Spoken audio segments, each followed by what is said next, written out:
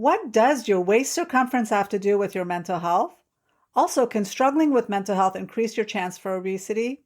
Welcome back to another episode of the Mental Health Break. Today's episode features Dr. Alexis David, an award-winning physician specializing in obesity medicine. Dr. David will break down the connection between mental illness and obesity. Hi, I'm Dr. Nafisa Sekandari, a licensed clinical psychologist specializing in anxiety-based disorders. It wasn't that long ago that I struggled with my own anxiety and had no idea how to manage it. But now I have control over my anxiety and overall mental health. I created the Mental Health Break podcast to give you simple, actionable, step-by-step strategies to help you do the same. Mental illness can cost you time and money. Ignoring your symptoms will only make the problems worse. Taking time out of your busy day to dedicate to improving your mental health can lead to long-term health and wellness. In this podcast, each week, you'll learn tips, tricks, and proven strategies to help you regain control of your life, all while prioritizing your mental health. If you want to improve your life, regain control of your mental health, and feel empowered, you're in the right place. Let's get started. Today's episode is brought to you by the Transforming Anxiety course, an online, self-paced anxiety course to help you manage and control your anxiety from the comfort, privacy, and convenience of your own home. Learn how to transform your anxiety in just 6 short weeks. The course registration is now open. To learn more, visit transforminganxiety.com/course. I am so honored and excited to have Dr. Alexis David here with us to talk about weight loss and obesity. Let me introduce her really quick before I bring her on. Dr. David is an award-winning physician with dual board certification in family medicine and obesity medicine. Dr. David is also the creator of Your Metabolic Transformation, an online course and coaching program for busy people who struggle with metabolic syndrome and obesity. Hello, thank you for joining us. Hi there. Thank you for having me. Well, I just briefly described a little bit or gave a little description about your background and specializing in obesity and weight management. Can you tell us a little bit more about your practice and how the connection, how obesity is connected to mental health and illness? Sure. Thank you for having me. In my practice, I have a small clinic in Bellevue, Washington, just outside of Seattle. And I meet and treat people one-on-one who struggle with the disease of obesity. Many people are not even aware that we consider excess weight or obesity as a medical condition that is actually recognized and deserves treatment. So first of all, I think we have to recognize that so many people believe that it's an inherent problem that they have to work on themselves and don't even realize that at some point, excess weight becomes a condition that does deserve its own treatment. And so that's what I work with every day. And there is a very common association with mental health conditions and excess weight or obesity. So when I use the term obesity, most commonly we link that with a higher BMI. And just to categorize the BMI categories, BMI is just one measure of our weight. Normal would be 20 to 25, 25 to 30 is considered overweight, and anything over BMI of 30 is considered in the category of obesity. But there's much more to it than that, where it's also about how much of your body is composed of muscle, water, and fat. So we also utilize body fat percentages. So I do utilize a body composition scale in my practice. And we also measure waist circumference, because somebody can have what would be considered a normal weight, a normal BMI, say of 24, but have very low muscle mass and higher abdominal weight or abdominal fat. And that we would call abdominal obesity or sarcopenic obesity, if somebody can be actually a normal BMI with low muscle mass.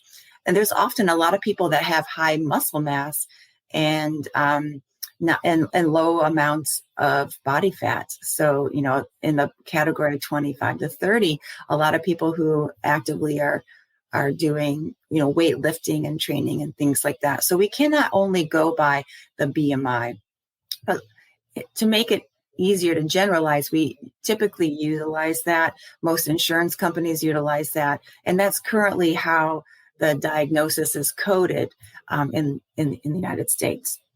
That being said, metabolic syndrome and insulin resistance are common underlying contributing factors and triggers for obesity. So catching this early is important. And so metabolic health, that's, the underlying processes of our metabolism, how our body, the physiology works. There are different signals and regulations. It's, our weight is tightly regulated, much like our blood pressure, our temperature, our heart rate. There's typically a normal range, but there can be variations outside of normal.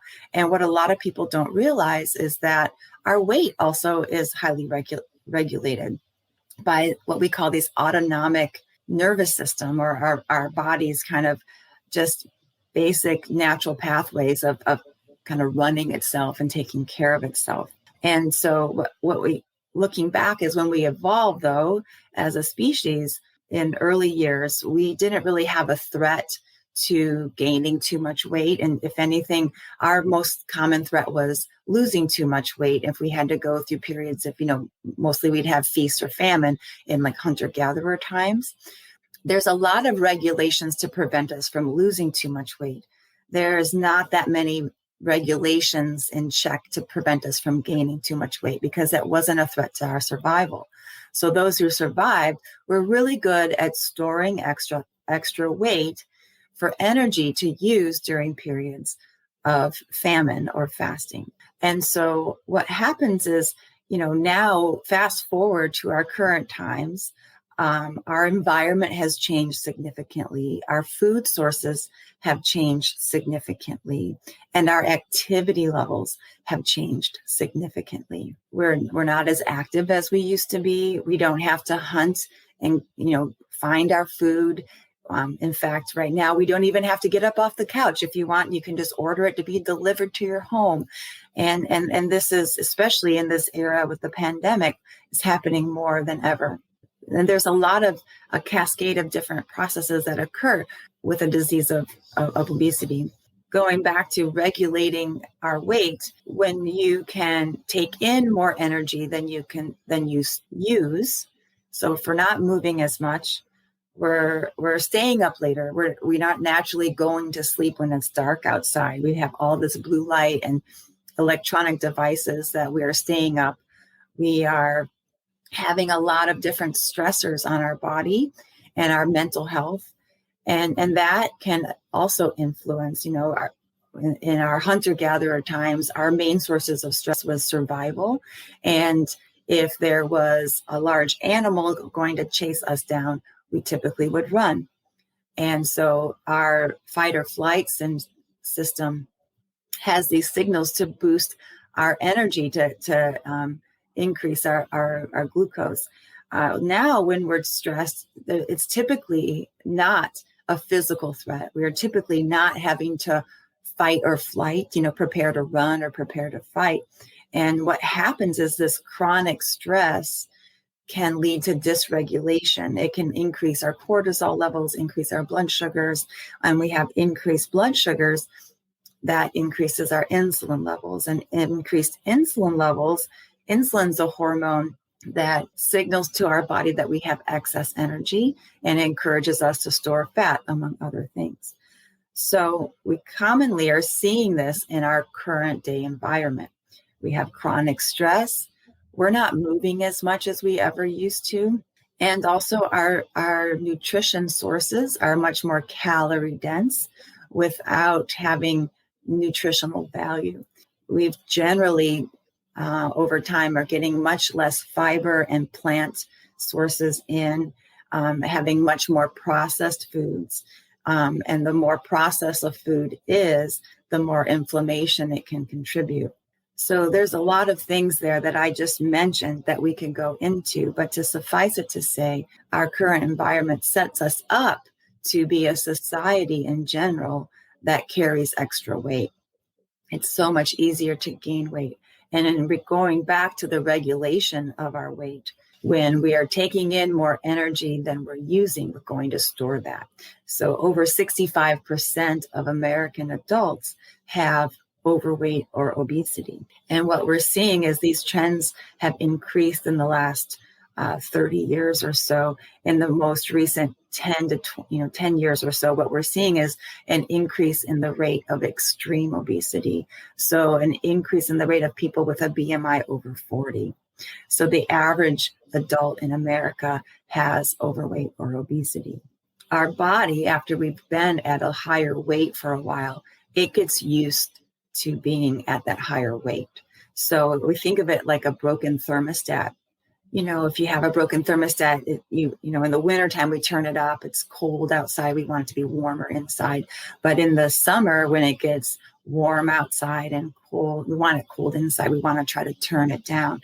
What happens with our weight regulation is that we've lived so long at that higher weight or higher temperature. When we try to turn it down, it will eventually try to go back, because our body recognizes, and in our how we evolved in hunter-gatherer times, that it recognizes losing too much weight or a certain amount of weight as a trigger to the other cascade of hormones that regulate our metabolism, how much energy we use and how efficient our muscles are, how much energy we feel in terms of being active.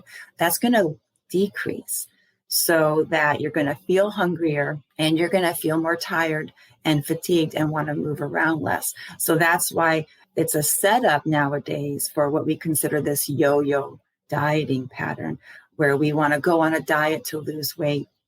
And we get to a certain point, and then all of a sudden it's really hard.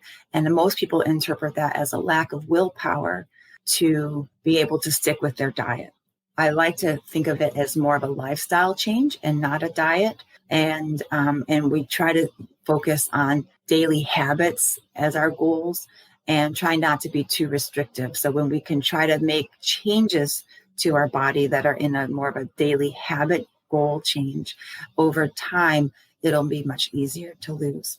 What happens with this metabolic syndrome and insulin resistance? So I liken, insulin resistance itself is a precursor to prediabetes, and prediabetes is a precursor to diabetes. Most people are aware that diabetes, type 2 diabetes, is a higher abnormal levels of blood sugars or glucose that's out of control. And there can be a significant increased risk in heart disease and neuropathy and a whole cascade of health risks associated from having diabetes alone. When I was early out of training 15 years ago, at the time, we were just learning to recognize prediabetes as a condition that needs to be treated as aggressively as diabetes. And now, it's not well recognized yet, but in my field, we recognize it. The disease of insulin resistance is a precursor to prediabetes, and we need to be aggressively addressing that. Insulin resistance, it's hard to detect with your routine screening blood work. You can have a normal glucose and have insulin resistance. What we like to do is we like to check a fasting insulin level that is done at the same time as your glucose. And we plug that into a calculation called the HOMA-IR, or the homeostatic model assessment of insulin resistance. And we can get a number. And if your number is over 2, then you have some level of insulin resistance. I see a lot of people, if you're already diagnosed with prediabetes or type 2 diabetes, then you've had insulin resistance for a while. Prediabetes typically occurs about 5 to 10 years prior to the diagnosis of diabetes. Insulin resistance typically occurs for about 10 to 15 years prior to the diagnosis of prediabetes. The most important time to catch it is in this insulin resistant state, because that is when it is reversible and typically can be reversed with lifestyle changes. So I am actively, aggressively looking for insulin resistance. to treat that, to help reverse and prevent the development of prediabetes or diabetes. But don't fret if you have prediabetes already or type 2 diabetes. We can still utilize our lifestyle changes and habit goals to help reverse your risk of disease and help to improve and perhaps even get you off of some medications. Metabolic syndrome is when you have prediabetes or diabetes, you have elevated fasting glucose, you have elevated triglycerides or low HDL cholesterol, elevated blood pressures, and an increased waist circumference. Your waist circumference, now the normal guidelines for that, for the majority of people, it does vary depending on your ethnic background. People of South Asian descent and Hispanic descent have a higher risk of metabolic syndrome and insulin resistance at a lower waist circumference.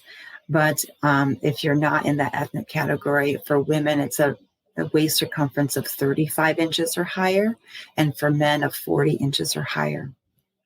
If you do have that ethnic background of Hispanic or Asian descent, then it would be for women a waist circumference of 31 inches, and for men a waist circumference of 35 inches. So those are some things that you can check at home: increase weight and your waist circumference. All you need is a tape measure. Most routine fasting blood work can help you to screen for metabolic syndrome if you get your fasting glucose and a cholesterol panel and you have your blood pressure checked. Blood pressure over 135 or over 80, and triglycerides over 150, or an HDL that is under 40 for men or under 50 for women. Having three out of those 5 different categories constitutes having metabolic syndrome. And having metabolic syndrome doubles your risk of cardiovascular disease. So having a heart attack or a stroke, and also if you don't already have diabetes, it also doubles your risk of having diabetes. And in general, somebody who has metabolic syndrome increases all-cause mortality by over 1.5 times. Another condition is fatty liver disease. And so you can see that in elevated liver function tests. But what I haven't yet talked about and would be, our link with our mental health. Having a mental health condition at some point in your life does increase your risk of having an elevated BMI by about 50%. So not everybody who has a mental health condition has obesity or metabolic syndrome, but it certainly does increase your risk of having that. A lot of people that struggle with anxiety or mood disorders or having a history of substance abuse do struggle with their weight. There's a lot of other issues that go along with, that having obesity can also contribute to having a worsening of, say, depression or anxiety or self-esteem and body image if you struggle with that. A lot of people, especially women, also struggle with their sexuality and have decreased sexual desire. They also have disturbances in their sleep and have disturbances in just their thought function and mental clarity or fog. And so the quality of life in general can often decline in those with higher weights, higher BMIs, so to speak, or excess weight or obesity. I want to just step back a little bit there in terms of when I talk about obesity, I'm talking about the medical condition. I'm not describing a person in any respect. And I utilize the term obesity as a medical diagnosis, much like someone with high blood pressure has hypertension. Somebody with diabetes, high blood sugar has diabetes. So somebody with excess weight, increased abdominal circumference, may have obesity depending on their BMI category.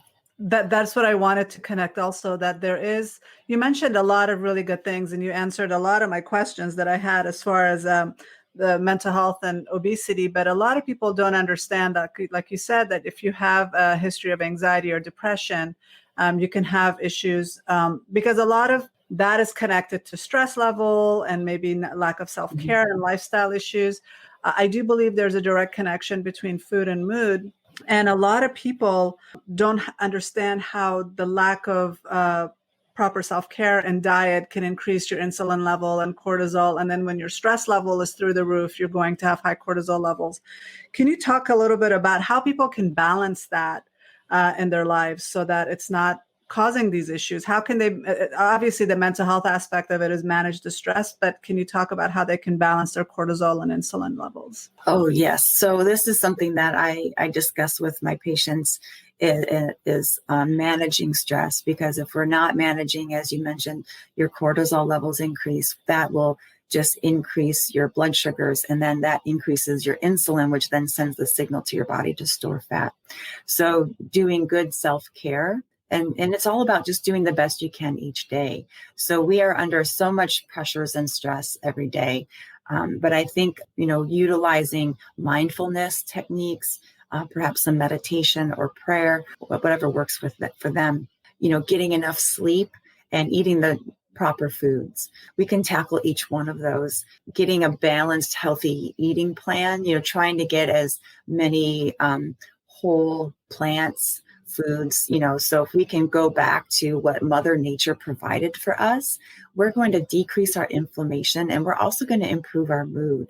Our gut microbiome does contribute to our mood. The microbiome is, this gut flora, these different gut flora that live in our gut, that they send signals through the lining of our GI tract, our intestines, that actually through our mitochondria then send signals to our brain.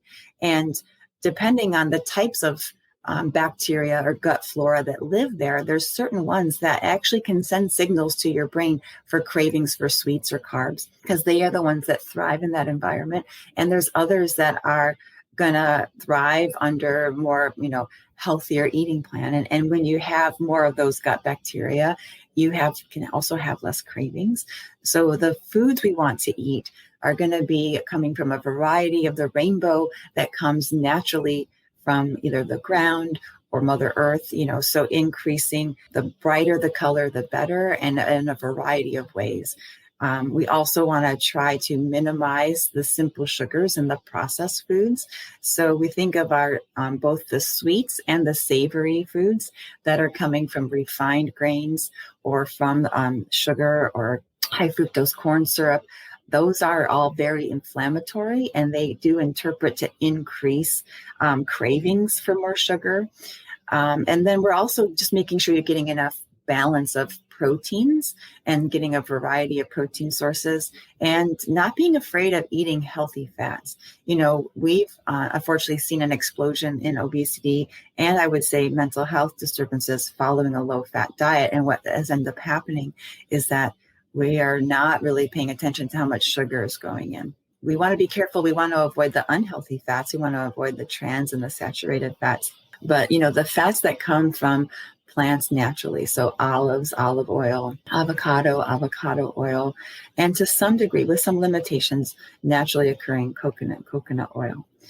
So having those and not being afraid to have them. And even if you're having the pasture-raised or organic milk with, or dairy sources are okay. Some people are sensitive to that, but trying to have that balanced eating and, not being restrictive with your diet. I think so many people go into this all or nothing mentality in regards to, I'm either on a diet or I'm off my diet and eating whatever I want. And really, we need to try to find the balance in between, because very rarely are you able to stick with a very strict diet. But if you're just trying to balance it out, so my simple tip for that is just when you start to eat something, or when you're planning or preparing something to eat, where is your protein coming from?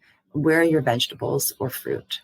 And those two simple things, because the carbs naturally come in, they're really easy to get, and we don't have to be afraid of carbs or avoid them. They're not a bad food source, but we just really in general aren't getting enough vegetables and protein.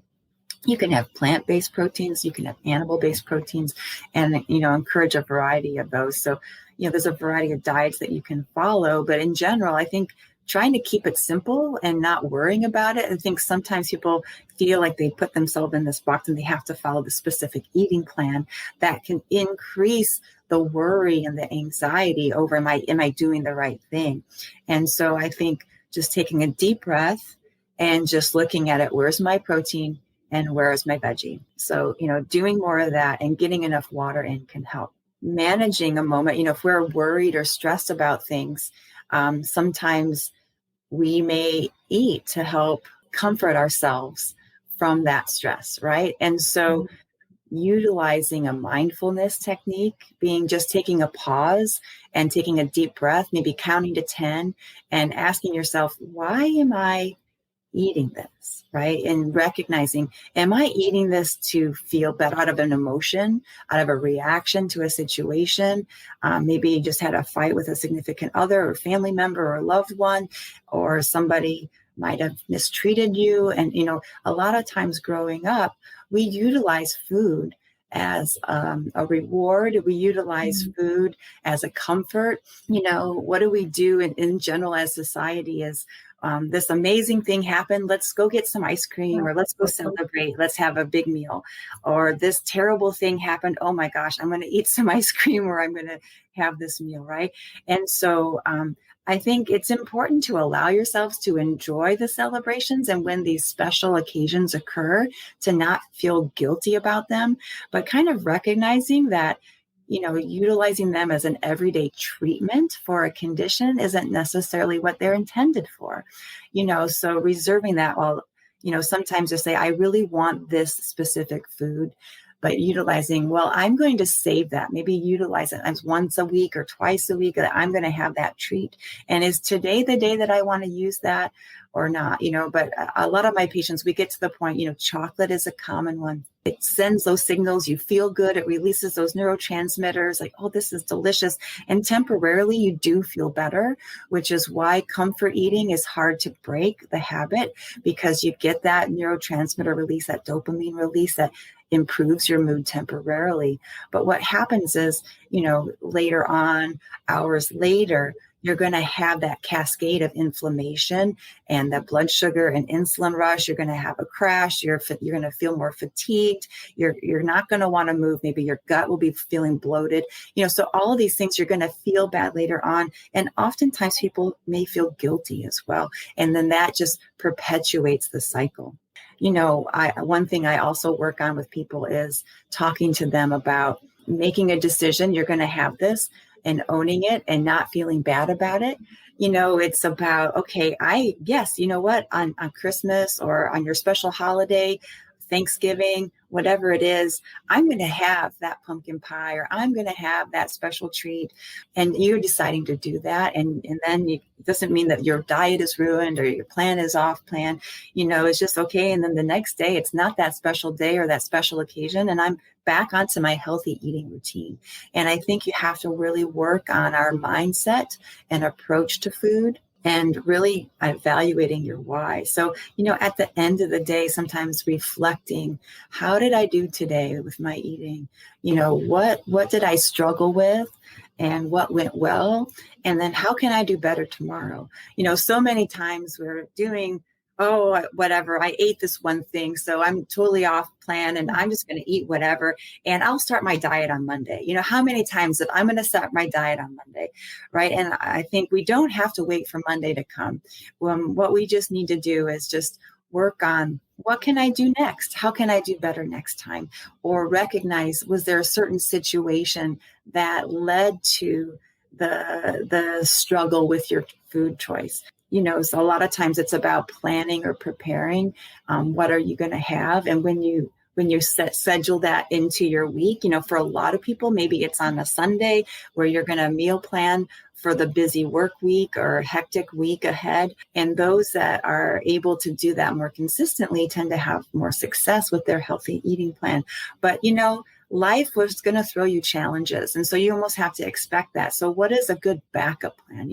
So ideally I'm going to make this delicious dish and my family's going to love it, or I'm going to enjoy it.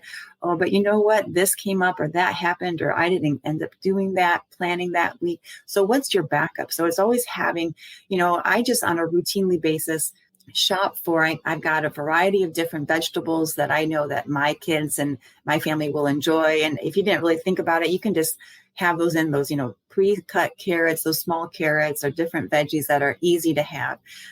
So I'm always like, oh, we have some vegetable with our protein.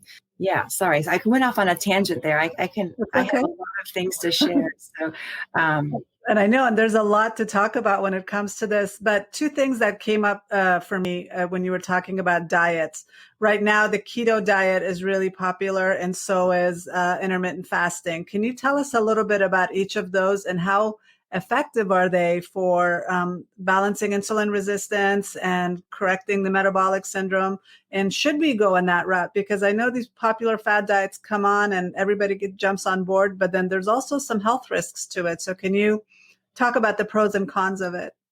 Yeah, so the ketogenic diet has been a latest, I would say, fad and craze, but it's been around for a while, and it is actually used. It is a treatment for children who have seizure disorders to help control and manage their seizures, to be in a ketogenic diet. What does a ketogenic diet mean? Even first of all, for those who may or may not know, we talk about ketosis, or then ketosis is when your body is utilizing fat for fuel. So you're burning off fat as your primary fuel source. Most of us are not in a ketogenic state. It's easier to use our glucose as our fuel source. So when we eat, our all of our nutrients go to our liver. Our liver processes it, and it breaks down our carbs, whether they come from a sweet carb or a salty carb or a natural vegetable carb. It's going to break that down. And it also will break down the proteins we have. It gets broken down in basically to the proteins that we need for our building blocks, but also into glucose eventually. And so glucose is our primary fuel source, but we can also run on fat as a fuel source. But you have to be really mindful and strict with following a really low carb diet. And that can be really difficult for people to do. It can also be risky for those who are on certain medications, and it can cause extreme. So somebody who may be on some either diabetes medications, and also, actually one of the medications we use to treat obesity should not be used with a ketogenic diet. But in general, it's a relatively healthy eating plan. And there's a lot of people that do enjoy it. And so I'm not against a ketogenic diet, but what can happen with it is that you go into, there's a transition period when you go from utilizing glucose as fuel to fat as fuel. And then there can be, this keto flu, as we call it, where you can feel tired, you can have headaches, you might feel lightheaded or dizzy, and so if you're not expecting that, that can be a problem. But then once you are in ketosis, so to speak, it's if you start to have foods that have a higher natural occurring blood, sugar levels or carb levels, then it's going to knock you out. So some people, what ends up happening is they'll live in there for a while, but then they'll go off and they'll go in and out. And so they kind of had those symptoms in and out of that keto state. It can also affect your hormones a little bit. And so there can be some struggles with that, but you don't have to follow a strict ketogenic diet to get into this, what we consider like a nutritional ketosis. So where you're kind of balancing in your burning fat and carbs as fuel. And so getting back to that intermittent fasting or time restricted eating, kind of going back to our evolutionary days of feast or famine, we didn't snack all the time when we evolved. So our body's actually used to going through periods of time of not eating. And one of the problems is right now is that we are snacking throughout the day. In the 50s and 60s, there was, you would have your 3 meals a day. There really wasn't snack. There wasn't a mid-morning snack. There wasn't a mid-afternoon snack. There wasn't a after-school snack or a sports snack. It was, you had your breakfast, you had your lunch, and you had your dinner, and that was pretty much it. And, fast forward to the 90s and beyond, where you have to eat 5 times a day. Well, some people might need to do that. There's going to be some individual variation, but for the most part, we don't have to. So in general, what I recommend is listening to your body. That's the most important thing. And if we're in, a lot of times when we interpret hunger cue, thirst cues as hunger cues. So we have to make sure we're drinking enough water, whether you're following a ketogenic diet, a low carb, high protein diet. And I didn't clarify the ketogenic diet. That's if you're having a low carbohydrate and high fat and kind of moderate protein. So you're minimizing the carbs. Some are really strict at like 25 grams of carbs per day or less, and not too many proteins, and then really balancing the rest with high fat. And one other thing I should clarify with that is that you can follow a ketogenic diet and burn fat as fuel from your body, from your fat stores, or you can follow a ketogenic diet and have a lot of fat in your diet, and you're eating so much fat that you're never really burning off the fat stores because you're taking in so much. So we have to really, modify and learn how to do what's right for your body.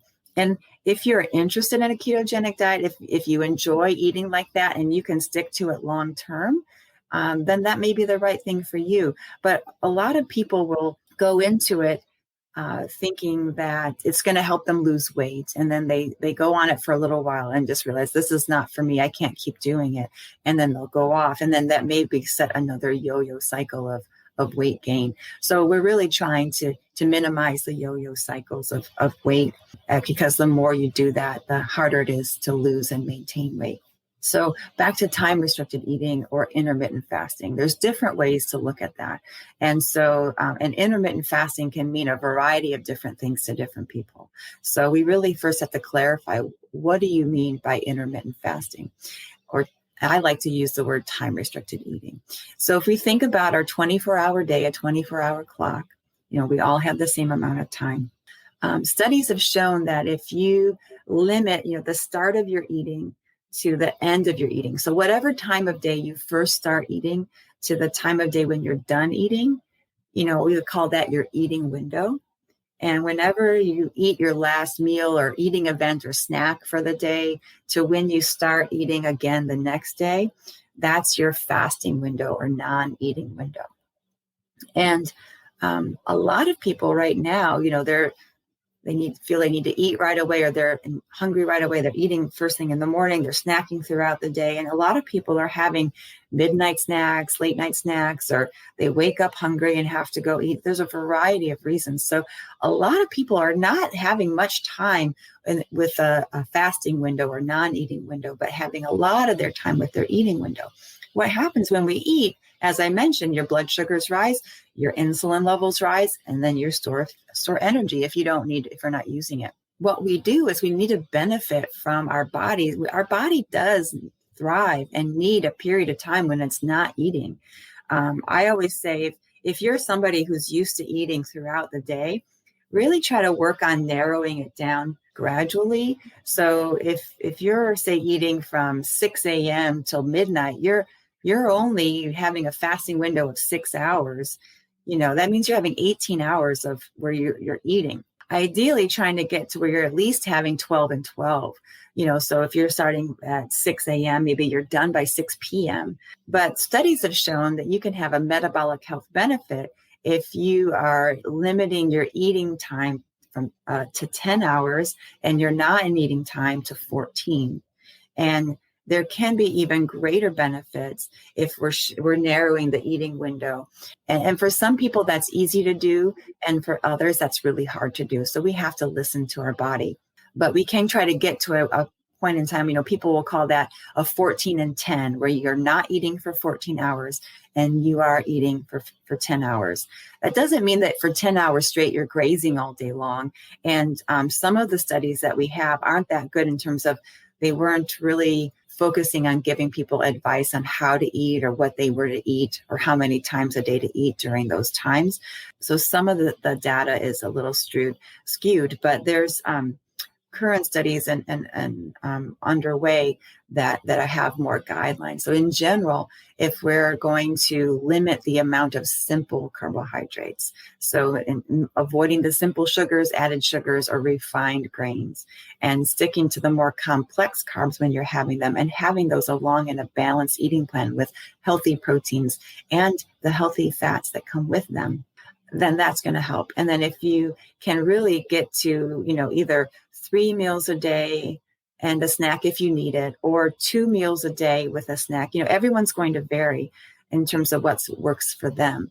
But when you get to the point where you're following a healthy eating plan and balanced eating plan, it's going to be easier to start to narrow or decrease the eating window. I like to start at least a 12 and 12 if you're beyond that to begin with. If you're already following a shorter eating window, 14 and 10 is my goal for everybody, but some people are able to do even shorter. And there are studies that show that our health benefits if you can limit to, say, a 16 and 8. So you have an 8-hour eating window. That's probably the easiest to follow, and you'll get even a little bit more benefit from the 14 and 10. Though there is metabolic health benefit for the 14 and 10. And then there's data to show that perhaps the 16, the 16 and 8 or the 18 and 6. Going beyond that, there may or may not be as much of a metabolic gain to restricting your eating windows shorter than 6 hours. But for some people, that's what works for them. Some people get to the point where they just have 1 meal a day and they're having a very healthy, large meal. But, what ends up happening is the more amount of time that you're not eating, the more time you spend in burning your energy stores. Studies also show that we want to mix it up because our bodies can adapt to the changes that we make. So, some people, we say maybe if we just start, that's where the individualized plans come into play. But for some people, getting to that 12, if you're not there yet, getting to the 14, if that's not difficult, and then adjusting, maybe there's on weekdays, maybe it's just easier. If you're hungry in the morning, you should eat. But there's a lot of people who are not hungry in the morning, but they feel because they've been told that they have to eat breakfast. I consider breakfast as when you break your fast, right? So whether or not that's 6 a.m., 9 a.m., or noon, that's going to vary from person to person.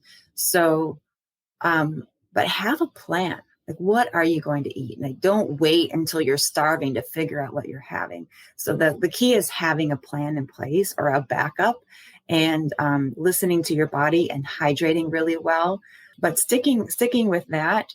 And then, allowing your body to utilize its energy stores. That's going to help a lot. I know what you were saying is it doesn't matter what time you're breaking your fast. It's just important what you're eating. And a lot of people, whether they're intermittent fasting or not, starting off with a bowl of cereal or a muffin is definitely not the way to go, because that's also going to make you feel you're going to crave more sugar. You're going to be more lethargic, and it's going to affect your mood. So like you said, have a plan, have a good, healthy breakfast. And whenever that is, whether it's at 12 or it's at 6 in the morning, have a healthy breakfast, because that'll set the tone for the rest of your day. Well, this was really, really useful information. I benefited so much from it. Thank you so much for all the information. And just having this discussion, I think, is really important. A lot of people don't make that connection, and they think, well, what does my weight have to do with my mental health? But it's all connected. It's all affecting our body and our hormones and our brain chemicals and our gut bacteria. So where can people find you and follow you and learn more from you? Oh, yes. Well, thank you for having me. And I'm always happy to help out. People can find me. My online program is Weight Loss Consults. So my website, weightlossconsults.com. You can follow me on Instagram at Weight Loss Consults, as also on Facebook, Weight Loss Consults. And I have, an easy to, your tips on how to manage your metabolism. So if anybody's interested in a free gift, weightlossconsults.com/free gift. And you can grab that so you can get your own tips where I provide you some support. And you can also sign up for my newsletter by doing that to get additional support to help you with your metabolism. Thank you for having me. It was wonderful. Thank you so much. I mean, I can definitely want to have you back and maybe talk about food addictions and other aspects of weight loss and dieting and just having a healthy mind and body, I guess, and just making sure our body's functioning as well as our mind and it's all connected. Yes, thank you for having me. And I'd be happy to come back because there are a lot of topics that we didn't have time to get into that are related to our mental health and our weight and how what we eat can affect our mood, how much sleep we're getting. It is all connected. And so we have to really look at it from this complex, comprehensive plan. So I'd be happy to come back. Oh, definitely. I'd love to have you come back. So thank you again. And I really appreciate you being here. And we will share all of your links and information in the show notes for people that are interested. And we definitely will invite you back because I think there's way more to talk about. I agree. Thank you. As we just learned, there is a connection between mental illness and obesity. When we take care of our mental health, our physical health improves as well. But the same is true for when we take care of our physical body and make self-care a priority, our mental health also improves. In a recent article from the Psych Congress, it was determined that the COVID-19 pandemic was having lasting negative effects on the health behaviors and mental health of people with obesity. Individuals struggling with obesity reported significant use of substances, had difficulty sleeping, and showed an increase in anxiety and depression.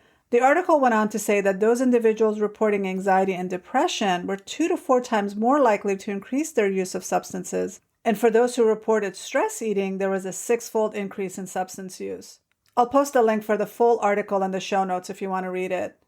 In the meantime, if you're looking for ideas on taking better care of yourself, be sure to download my free PDF guide that gives you simple, practical strategies for prioritizing your mental and physical health. To download your free PDF guide, visit transforminganxiety.com/self-care. To learn more about Dr. David, please visit transforminganxiety.com/13. If you're enjoying the Mental Health Break podcast, please don't forget to subscribe so you'll always know when there's a new episode. If you're listening on Apple Podcast, be sure to give us a review or 5-star rating since that'll help others find the podcast. I can't wait to see you here next week. Same time, same place. Bye for now.